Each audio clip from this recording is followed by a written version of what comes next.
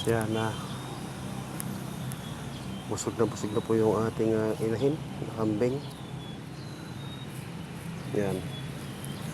Medyo napakaganda po ng paligid po ng ating garden dito sa kalamansian. Buti lang po hindi po sila kumakain ng kalamansi at talong. Yan, pwede po natin silang pakawalan dito at kahit anong oras. Ayun po yung isa. Yan, lapitan po natin. Yan po yung isa. Ito po yung lalaki. So bali ito po ay anak po nung isa na binidyo po natin.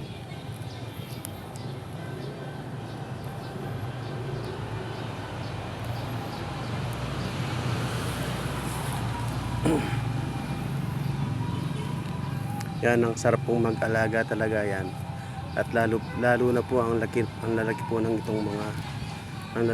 itong mga kambing. Yan, yung mga nakakakita po ay medyo napapahinto po sila kapag tinitingnan po nila ito. Yan, kapag nandun po sa harap ng shop natin at nakaparada ron. Yan, napapatingin po sila na napakaganda daw po ng kambing na nakuha po natin. Ito po ay galing kay Kuya Ronel ng Nueva Ecija, Aliaga. Yan. Galing pa po ito ng Aliaga. Yan, nagbit lang po tayo sa Kaluluan.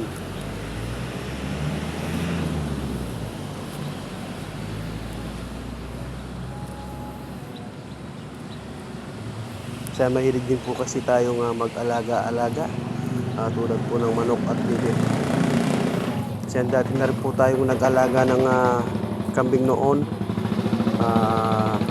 Umabot sila ng 7 dahil hindi po natin sila pwedeng parmihan dahil kukunti lang po yung space natin.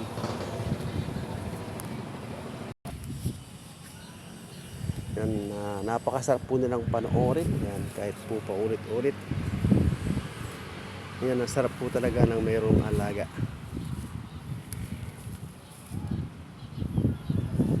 Yan, medyo napakaluwang din po nitong kalamansian dito po sa pinagkatiwala po nilang lote sa atin. Yan. So ito po ay nakabakod at hindi po sila pwedeng lumundag. Kaya dito lang po sila paikot-ikot.